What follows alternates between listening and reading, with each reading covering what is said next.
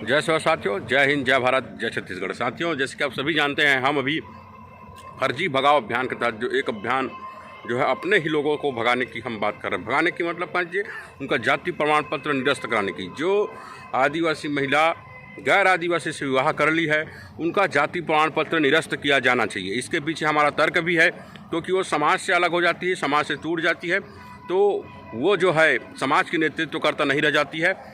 इसलिए चाहे वो शैक्षणिक लाभ हो, चाहे नौकरी में लाभ हो, चाहे राजनीतिक लाभ हो, चाहे और अन्य मामले का लाभ हो, आदिवासी समाज से टूटने के बाद उनको ये लाभ नहीं दिया जाना चाहिए।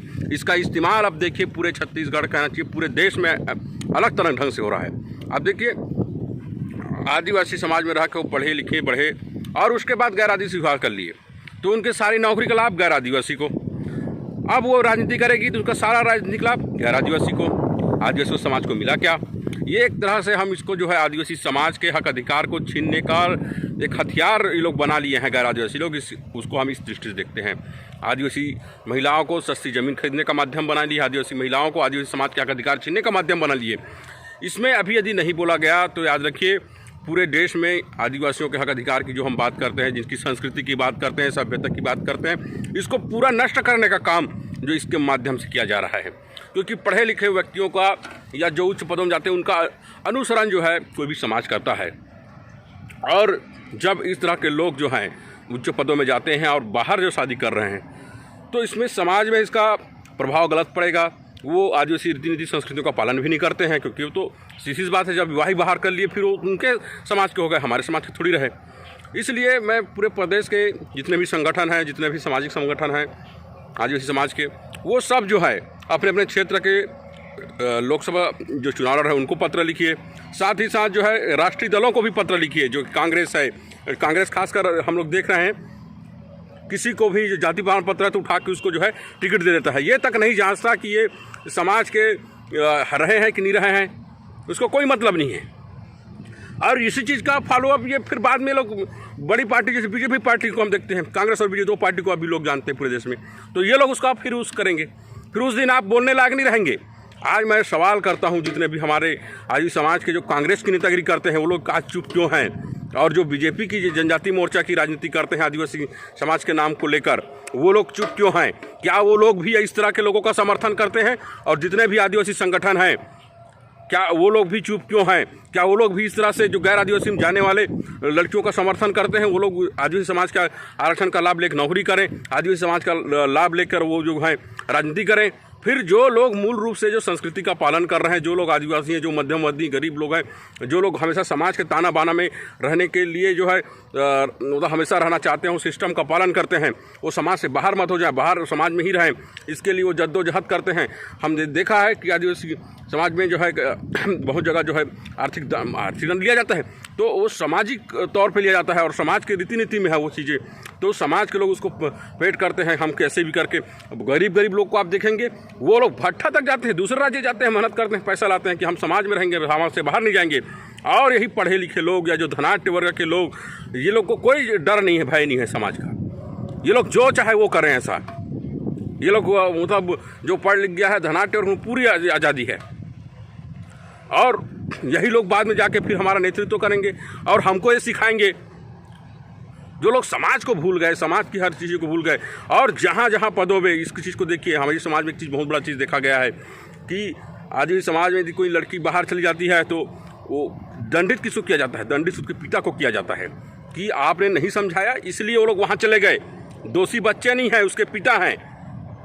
ये समाज में नियम है, उसके पिता को दंड दिया जाता है। तो इस बात को समझने की आवश्यकता है। जो लोग ऐसा कर रहे हैं उन लोग को किसी भी सामाजिक पद में रहने का अधिकार नहीं है। सभी लोग को जांचने की आवश्यकता है। आज जितने भी संगठन बने हैं, चाहे कर्मचारी संगठन बने हैं, चाहे सर्ववादी समाज संगठन बने, चाहे और बहुत सारे संगठन हों, इसमें ऐसे लोग तो नहीं हैं जो लोग ऐसे लोगों को समर्थन कर रहे हैं और आदिवासियों के हक अधिकार का जो है कहना चाहिए अधिकार का जो है गैर आदिवासी को लाभ दिलवा रहे हैं, और आदिवासी समाज में रहकर आदिवासी समाज का जो है ये लोग कहना चाहिए नुकसान पहुंचा रहे हैं, दीमक की तरह आदिवासी समाज के शोषण कर रहे हैं। इसको जांचने की जरूरत है। हम लोग लगातार आदिवासी समाज के हक अधिकार की लड़ते हैं, हम लोग 32% आरक्षण की लड़ते हैं। क्या ऐसे लोगों के लिए हम लोग लड़ रहे हैं? आज ये सोचने वाली बात है साथियों। ये बात ऐसा नहीं है कि अभी आया तो अभी हम बोल रहे हैं। जब जब हमारे पास ऐसा मुद्दा आया है, यदि जो समाज से जो समाज के हक अधिकार के लिए ज़रूरी है, हम उस विषय पर बोलते रहे हैं। आज हर व्यक्ति को ये सोचने की ज़रूरत है, आज बोलने की ज़रूरत है कि आज वो किस पक्ष में है। जो लोग आदिवासी के समाज से टूट गए, भाई टूट गया तो वो उधर वो अपना हक अधिकार मांगे उधर हो जाएं। भाई आदिवासी समाज में यदि कभी भी लड़के यदि गैर आदिवासी महिला को शादी करके ले आते हैं तो उसको भी याद रखिए, उसको भी दंड मिलता है। उस लड़के को जो है समाज में उनके केवल बच्चों को मिलाया जाता है, उनके पिता और उसकी पत्नी जो रहते हैं, जो गैर आदिवासी रहती है, उसको नहीं मिलाया जाता है। उसको जो है समाज के जो है जन्म मृत्यु संस्कार जैसे संस्कार है उससे अलग रखा जाता है, ये नियम है। तो इसलिए आज पूरे आदिवासी समाज के युवाओं को, आदिवासी समाज के जितने भी सामाजिक पदाधिकारी हैं, उनको सोचने की आवश्यकता है। यदि वो लोग पत्र नहीं लिखते हैं इस विषय पर, याद रखिए, वो लोग पत्र नहीं लिखते हैं, अब भाई जनजातीय आयोग को पत्र लिखिए, सेंटर को पत्र लिखिए, निर्वाचन आयोग को पत्र लिखिए, और इसका माहौल ऐसा होना चाहिए कि ये चुनाव होने के बाद, और अब हम मेरे को यदि पूछा जाए बहुत सारे सारे क्या करना चाहिए, तो मेरा तो कहना है कि राजधानी में एक प्रदर्शन होना चाहिए और एक रायगढ़ में प्रदर्शन होना चाहिए। हम जिसके बारे गर्व करते हैं, गुमान करते हैं कि रायगढ़ हमारे गौड़ समाज का है, आज जो है उनके माध्यम से जो है हमारे ही समाज के माध्यम से जो इस तरह से हो रहा है, तो ये हमारे जब ऐसे बड़े लोग ऐसा करेंगे तो छोटे लोग फिर कहाँ जाएंगे।